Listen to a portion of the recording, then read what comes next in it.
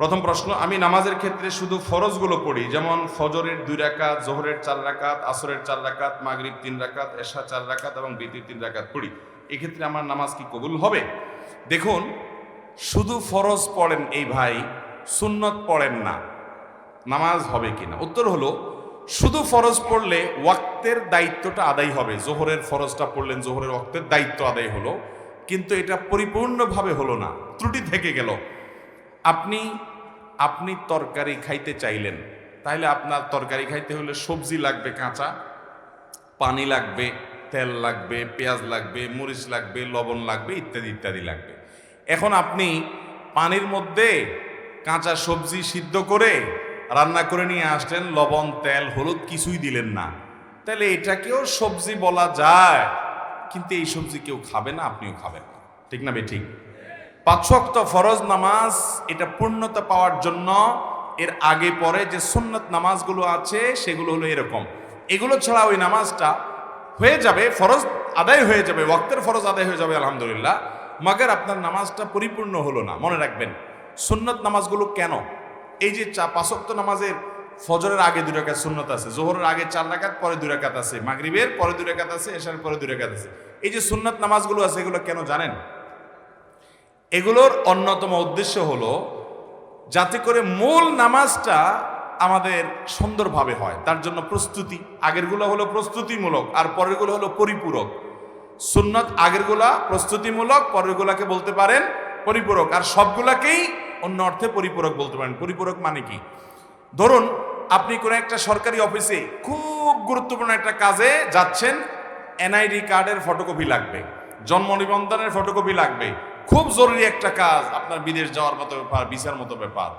আপনি ফটোকপি নিয়ে যখন যাবেন, ফটোকপি সাধারণত এনআইডি কার্ডের ফটোকপি যদি একটা লাগে, আপনি কয়টা নিয়ে যাবেন? একটাই নিবেন না 2-4টা নিবেন? বুদ্ধিমান মানুষ হলে 2-4টা সাথে নিয়ে যাবে। কেন? একটা যদি হারায় যায়, কোনো কারণে মিস হয়ে যায়, যাতে করে আমার কাজটা হয়ে যায়, হাতে রাখবে, এটা সে নিয়ে যাবে। ঠিক একইভাবে ভাইরা আমার, আপনি যখন 5 ওয়াক্ত নামাজের ফরজ নামাজ পড়বেন, কিয়ামতের ময়দানে যাবেন, আল্লাহ তাআলার কাছে দেখা গেল কোন একটা নামাজে ভেজাল ধরা পড়ছে, বাতিল হয়ে গেছে, তখন ওই সুন্নত বা নফল, অতিরিক্ত নফল নামাজ যে পড়বেন, এগুলো দিয়ে আল্লাহ তাআলা ফরজের ঘাটতি পূরণ করবেন। সেই সাথে আপনি আগে যখন সুন্নত পড়বেন, তখন মূল ফরজটা পড়তে আপনার সুবিধা হবে, মনোযোগ থাকবে। নবী করিম সাল্লাল্লাহু আলাইহি সাল্লাম ফরজ নামাজের আগে পরে সুন্নত নামাজগুলো কখনো ছাড়তেন না, নিয়মিত পড়তেন। আপনি কিভাবে নিয়মিত ছাড়েন? একবার জোহরের আগে 4 রাকাত ছুটে গেছে, তিনি পড়তে পারেন নাই মেহমান আসার কারণে, এগুলো পরে তিনি পড়ে দিয়েছেন, এরকম গুরুত্ব দিতেন। হ্যাঁ, আপনার কখনো কোনো কারণে এমন পরিবেশ হয়ে গেছে, সুন্নত পড়ার কোনো সুযোগই পাইলেন না আপনি, অসুবিধা নাই, মাঝে মধ্যে হঠাৎ কালে ভদ্রে বাদ গেছে, অসুবিধা নাই, কিন্তু নিয়মিত এরকম করলে সেটা আপনার মূল সালাতের যে প্রোফাইল আল্লাহর কাছে থাকবে, সেই ফাইলটা কিছুটা হলেও ত্রুটিপূর্ণ থাকবে। এটা সুন্নত, সাধারণ সুন্নতে, সুন্নতে মুআক্কাদা। আমার ফজরের নামাজ প্রায় কাজা হয়, জোহরের সাথে মিলিয়ে জোহরের আগে সেই 2 রাকাত ফজরের কাজা পড়ে নেই, আমার নামাজ কি কবুল হবে? এই পাবলিক অনেকেই আছে, ফজরের নামাজ জামাতের সাথে মসজিদে গিয়ে আদায় করার মতো মুসল্লি, মুসলমানের সংখ্যা সমাজে অনেক না বেশি? সবচাইতে কম মুসল্লি হয় কোন নামাজে? কারণ ইবলিস জানে এই নামাজটায় হাজির হলে অনেক বেশি ফজিলত পেয়ে যাবে, জোহরের নামাজের চাইতে এই নামাজে হাজির হওয়ার গুরুত্ব বেশি, মাগরিবে এশায় হাজির হওয়ার চাইতে ফজরে হাজির হওয়ার গুরুত্ব বেশি। এটা মাসআলা আপনি না জানলে কি হয়েছে, আপনার সাথে থাকা ইবলিস জানে, এই জন্য ইবলিসে বড় রাতে আপনার ঠ্যাং টিপা শুরু করে। দেখবেন রাত 12টা 1টা 2টা পর্যন্ত ঘুম আসে না, ফেসবুক টিপতেছেন, ইউটিউব টিপতেছেন, মোবাইলে মুনাজাত ধরতেছেন, শয়তানের জিকির আজকার করতেছেন, এগুলো করতে করতে 12টা 1টা পর্যন্ত আপনার ঘুম আসে না। ঠিকই দেখবেন ফজর আজান আগ দিয়া দেখবেন এমন ঘুম আসে, অ্যালার্ম দিয়ে রাখলেও আর উঠতে মনে চায় না। ঠিক না ঠিক? শয়তান তখন কি বলে? নবী করিম সাল্লাল্লাহু আলাইহি সাল্লাম হাদিসে বলেছেন, শয়তান বলে ফজরের আজান হয়ে গেছে, অ্যালার্ম বাজছে, দেখতেছেন ঠান্ডা মাথায়, শয়তান বলে আরে রাত এখন অনেক বাকি, অ্যালার্ম দিছে, মোবাইলের গলা টিপে ধরে অ্যালার্ম কেটে দিয়ে আবার ঘুম। আছে না নাই? ফজর পড়তে পারে না। ভাইরা আমার, ফজরের গুরুত্ব অনেক বেশি। তো যেই মানুষ ফজরের নামাজ নিয়মিত জোহরের সাথে পড়ে, অনেকে আছে দেখবেন প্রবাসে অনেক ভাই আছে 7টা 8টা 9টার দিকে উঠা ফজর পড়ে, নিয়মিত যদি এরকম হয় তাহলে তার এ নামাজ হবে? ভাইরা আমার, একবার হঠাৎ 2 মাস 4 মাস পরে 6 মাস পরে জীবনে হঠাৎ একবার হয়েছে, হ্যাঁ ফজর নামাজ আপনি উঠতে পারেন নাই, মোবাইলে অ্যালার্ম বাজছে তাও হুঁশ নাই, এটা গ্রহণযোগ্য। নবী সাল্লাল্লাহু আলাইহি সাল্লামের জীবনে একবার ফজর কাজা হয়েছে। কয়বার কাজা হয়েছে? একবার। তো আপনার জীবনে 2, 4, 10 বার এভাবে হতে পারে, কিন্তু প্রতিদিন হওয়া এটা কোনো অবস্থাতে গ্রহণযোগ্য হতে পারে। ঠান্ডা মাথায় যারা নামাজ পড়ার এশার পরে শোয়ার সময় নিয়ত করে থয় যে সকাল 8টার দিকে উঠবে, অ্যালার্ম দিয়ে ছয়, তার ঈমান আছে কিনা এটা নিয়ে অনেক উলামা ইকরাম সন্দেহ করেছেন। কারণ হলো ঠান্ডা মাথায় সে নামাজ পড়বে না, পরিকল্পনা করে সে শুনছে। আল্লাহ তাআলা আমাদেরকে ফজর নামাজ গুরুত্ব বোঝার তৌফিক দান করুন। আমি নিয়মিত তাহাজ্জুদ পড়ি এবং বিতির তাহাজ্জুদের পরে পড়ি, কিন্তু হঠাৎ মাঝে মধ্যে ঘুম থেকে উঠার সমস্যার কারণে ফজরের আজান হয়ে যায়, এমন অবস্থা বিতির পড়ার হুকুম কি? যদি আপনি ভোর রাতে উঠার ব্যাপারে প্রবল সম্ভাবনা না থাকে তাহলে বিতির আপনি রাখবেন না, বিতির আগে পড়ে ফেলবেন। হ্যাঁ, আপনি নিয়মিত তাহাজ্জুদ পড়েন, আল্লাহ তৌফিক দেয়, তাহলে আপনি বিতির পড়েন। হঠাৎ একদিন ছুটে গেছে, ফজরের আজান হয়ে গেছে, তাহলে তারপরেও বিতির পড়লে আদায় হয়ে যাবে। ঢোল বাঁশি বাজিয়ে কবর দেয়া হচ্ছে, এরকম একটি ভিডিও দেখেছি ইউটিউবে, এ ব্যাপারে বললে ভালো হতো। ঢোল বাঁশি বাজায় আবার কবর, একটা গানই আছে এরকম, আমিও দেখছি ভিডিওটা, কি জানি মরণকালে ঢোল বাঁশি বাজাইও, কি ভাই, তরিকার ভাই না দরবারি ভাই? হ্যাঁ, এবং সে গানের একটা কথা খুব আপত্তিকর আছে, সেটা আরো বেশি, সেটা হলো কালেমা কালামও ভাই কোনো কিছুর দরকার নাই, কালিমা কালাম কিছুর দরকার নাই, ঢোল বাঁশি বাজাতে বাজাতে নিয়ে কবরে দিও।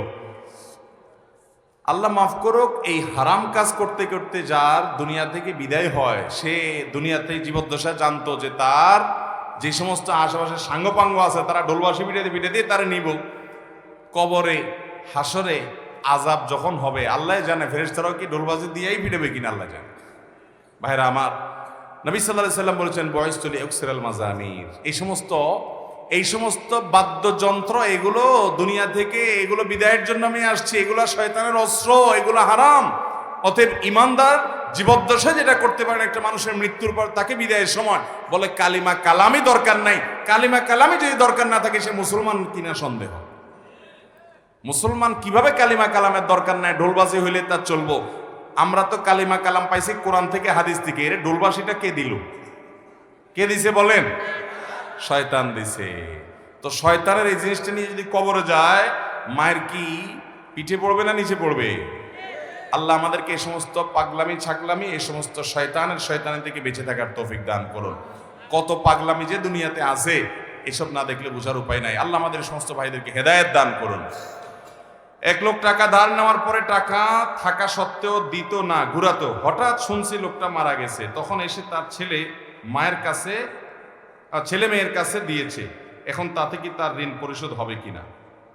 দেখুন, ধার নেওয়ার পরে কেউ যদি টাকা ঘোরাঘুরি করে, দেয় না, যে সেই লোকটা মারা যাওয়ার পরে তার ছেলে মেয়েরা এসে যদি পাওনাদারের টাকা দেয়, তাহলে সেটা খুবই প্রশংসনীয় কাজ। শুধু দেয় না, বরং দেওয়া কর্তব্য। একটু ভালো করে শুনে রাখেন, অনেক মানুষ আছে মারা যাওয়ার পর পাওনাদার বের হয়ে আসে, আপনার বাবা মারা গেছেন, আল্লাহর বান্দার কিছু দেনা আছে, এগুলো রেখে মারা গেছে। ইসলামের নির্দেশ হলো তার মৃত্যুর পর তার দাফন কাফনের জন্য যে টাকা খরচ হবে সেগুলো তার টাকাতেই খরচ করবেন। এরপর তিনি যদি কোনো দেনা রেখে যেয়ে থাকেন, ভাগ বন্টন পরে আগে তার সব দেনা শোধ করতে হবে তার টাকা দিয়ে, তার জমি জমা বিক্রি করে। এরপরে যদি কিছু থাকে সেটা দিয়ে তার ওসিয়ত থাকলে সে ওসিয়ত 1/3 মধ্যে পূরণ হবে। 1/3 মানে তার টোটাল সম্পদের দাম 10 লাখ, তাহলে তার ওসিয়ত যত বেশি হোক না কেন 3 লাখ পর্যন্ত পূরণ হবে, এর বেশি না। বাকি যেগুলো থাকবে সেগুলো ওয়ারিসরা ভাগ করে পাবে।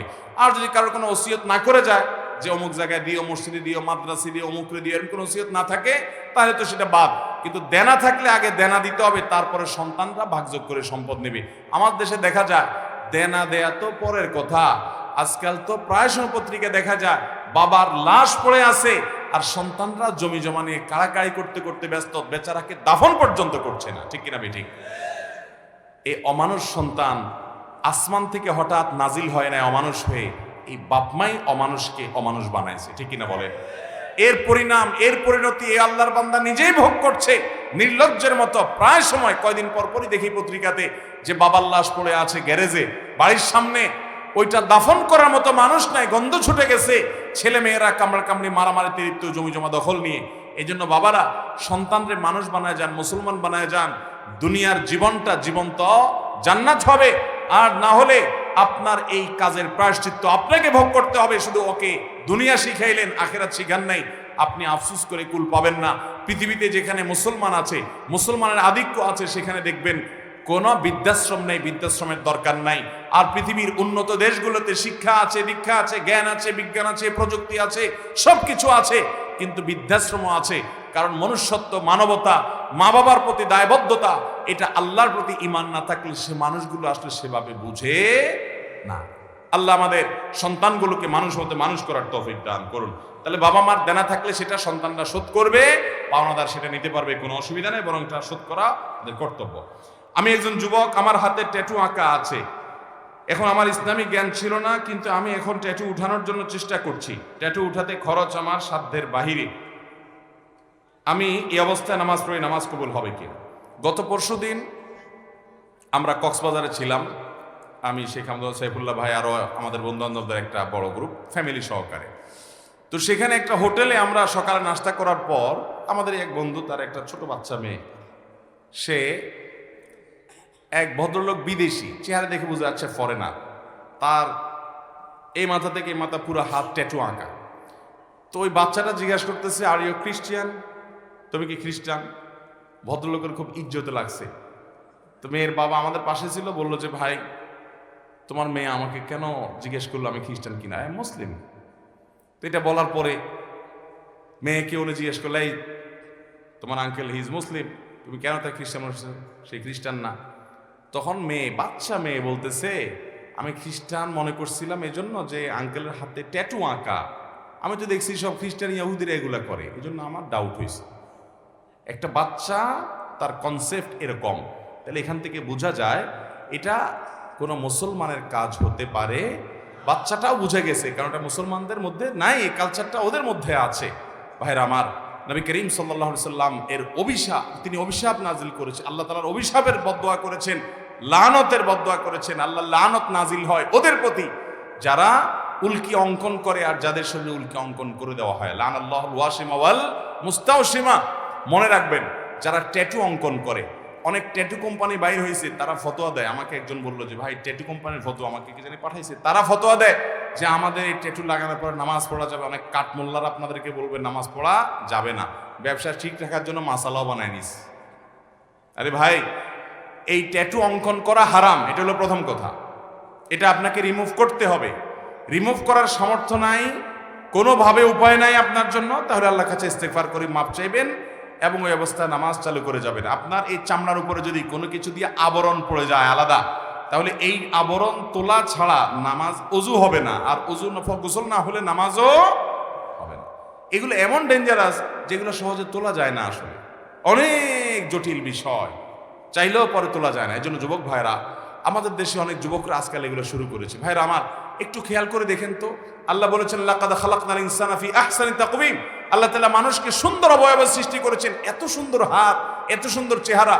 কি আপনি ওই বিড়ালের মতো কি কতগুলো আঁকে নেকে এঁকে ভূতের মতো দেখা যায়? আমার তো শয়তান শয়তান টাইপ লাগে। আল্লাহ তাআলা আমাদেরকে হেদায়েত দান করুন, কুরুচি থেকে আল্লাহ আমাদেরকে বেরিয়ে আসার তৌফিক দান করুন। অনেক মুসলমান যুবকের হাতে দেখা যায় ধাগা লাগানো, দেখছেন আপনারা? ফিতা ধাগা লাগা দেখছেন? ভাইরা আমার, এটা হিন্দুরা তাদের ধর্মীয় বিশ্বাস থেকে লাগায়। আপনি মুসলমানের সন্তান, আমরা দেউলিয়া হয়ে গেছি আজকাল। আপনি মুসলমান হিসাবে আপনি প্রাউড ফিল করেন না, তাহলে আপনি কেন তাদের কালচার নিতে যাবেন? আল্লাহ তাআলা আমাদেরকে বুঝার তৌফিক দান করুন। বিদায়, কেউ যদি ট্যাটু আগে লাগিয়ে ফেলেছেন, এখন উপানের কোনো পথ আপনার সামনে খোলা নাই, ওই অবস্থা নামাজ পড়ে যাবেন, নামাজ ছাড়বেন না, এবং চেষ্টা অব্যাহত রাখবেন কোনোভাবে এটা দূর করে আপনি সঠিকভাবে সালাত আদায় করার, এবং আল্লাহর কাছে লজ্জিত হয়ে আপনার সর্বশক্তি দিয়ে তওবা ইস্তেগফার করবেন। আল্লাহ আমাদেরকে মাফ করুন। কারো যদি অনুভূত হয় সে জাদুগ্রস্ত কিংবা কালো জাদুগ্রস্ত, তাহলে ইসলামিক উপায় তা প্রতিরোধের উপায় কি? ভাইরা আমার, আমি প্রায় বিভিন্ন জায়গায় বলি। আজকে গাড়িতে আসতে আসতে মুফতি সাইফুল ইসলাম ভাই সহ আমরা আলোচনা করছিলাম। সাইফুল ইসলাম ভাইয়ের কাছে আমার সামনে একটা ফোন আসলো, উনি ধানমন্ডি তাকওয়া মসজিদের খতিব, ওখান থেকে বলে যে ধানমন্ডির মতো রিচ এলাকাতে, সব ধনীদের এলাকা, সারা দেশের বড় বড় পয়সাপাতি যাদের তারা থাকে, ব্যবসায়ীরা থাকে, মন্ত্রী মিনিস্টাররা থাকে, বলছে এই এলাকাতে, উনি যেহেতু ওখানকার বড় মসজিদের খতিব তাকওয়া মসজিদের, উনি বললেন যে ভাই, এত পরিমাণ জিনে ধরা রোগী এবং ব্ল্যাক ম্যাজিক অর্থাৎ জাদুগ্রস্ত রোগীর খবর আসে বলার মতো না। আমি বলি ভাই আমারও তো একই অবস্থা, আমার কাছে যত ফোন আসে দেশের একেবারে সর্বোচ্চ লেভেল পর্যন্ত এমন এমন কিছু পদাধিকারী ব্যক্তিদের তরফ থেকে ফোন আসে, রিকোয়েস্ট আসে যে কল্পনাও করা যায় না যে এই লেভেলের মানুষগুলো পর্যন্ত সাফার করছে খুব মানে জটিলভাবে। ঘরে ঘরে দুষ্টজিনের উপদ্রব মানুষ লক্ষ্য করে না।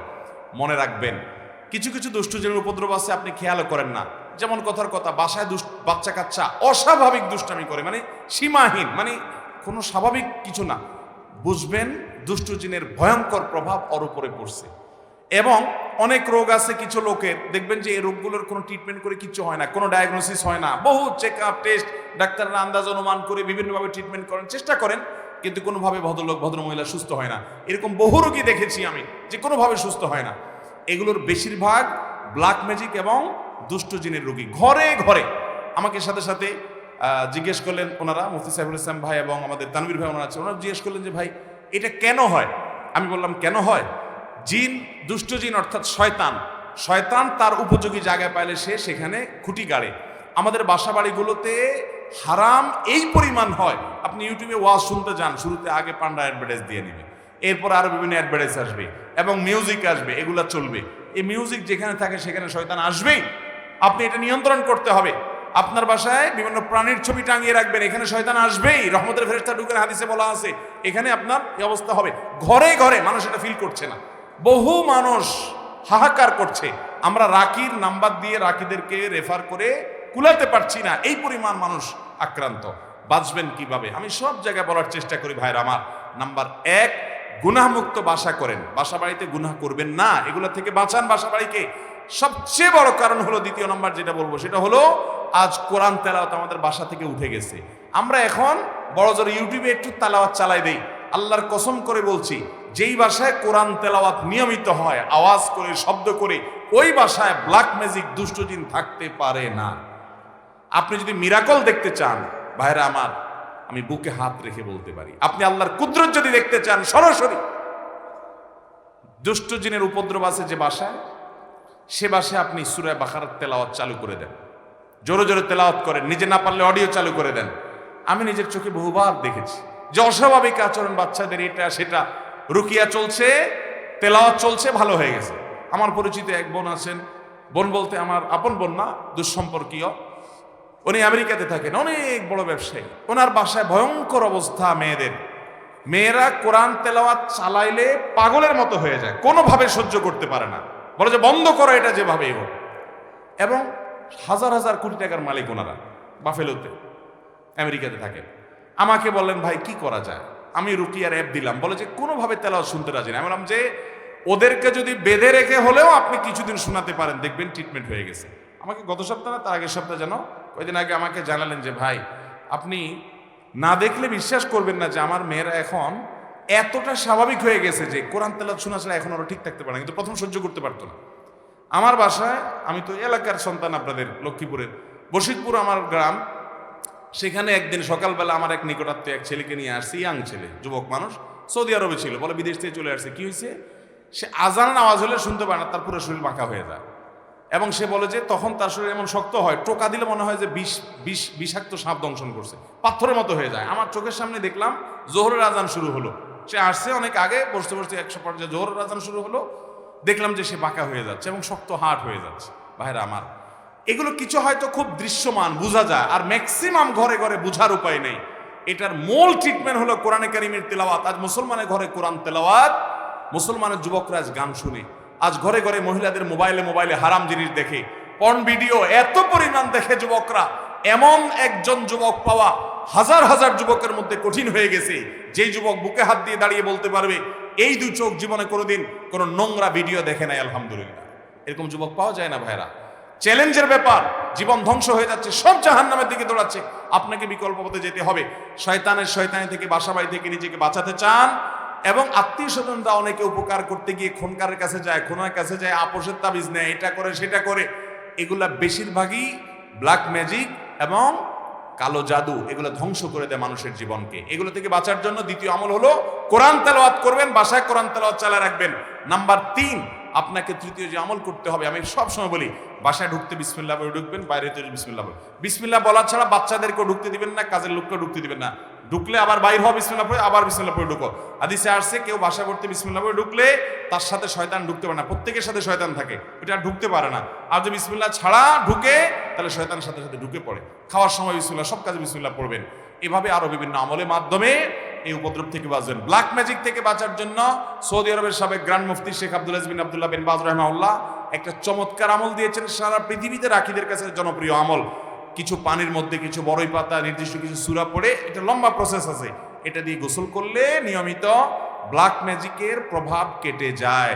এবং এই আমলটাও আমি পরিচিত অনেককে দেখেছি করেছে। আমাদের এই যে আপনাদের নিশান ভাই, এই মাহফিলের আয়োজক তানভীর ভাই, ওনার ফ্যামিলিতে উনি নিয়মিত রুকিয়া করেন এবং উনি আমাকে বলছেন ভাই শরীরটা মনে হয়েছে শরীরতে কিছু চলে গেছে, পাতলা হয়ে গেছে। এই জন্য কোরআন তেলাওয়াত করবেন তো ইনশাআল্লাহ, বাসা বাড়িতে কোরআন চালাবেন তো ইনশাআল্লাহ। আমি শপথ করে বলছি আল্লাহর কালামের মিরাকল যদি দেখতে চান তাহলে দুষ্টজনের উপদ্রব আছে এবং অস্বাভাবিক বাসা ভিতরে সমস্যা রোগ বালাই আছে, ব্ল্যাক ম্যাজিক আছে। কোরআন তেলাওয়াত শুনতে থাকেন, একদিন দুই দিন না, অনবরত আপনি ফিল করবেন যে কিভাবে আল্লাহর কুদরত জাহির হয়, কিভাবে শয়তান পালায়। আল্লাহ আমাদেরকে বুঝার তৌফিক দান করুন। আপন ভাই বোন কেউ যদি গুনার কাজ করে তাকে সেটা বলার মতো অবস্থা না থাকলে তার সাথে দূরত্ব বজায় রেখে চললে গুনাহ হবে কিনা? ভাই বেরাদার যদি গুনার কাজ করে, পাপের কাজ করে, অপরাধ করে, সংশোধন করবেন, বুঝাবেন, কিন্তু না বুঝানোর কোনো বাও নাই, কথা শুনে না, বলার মতো নাই। অনেক সময় বড় ভাই হয় বলার মতো থাকে না, বা ছোট ভাই হয়, তখন আপনি অভিমান করতে পারেন। অভিমান কি?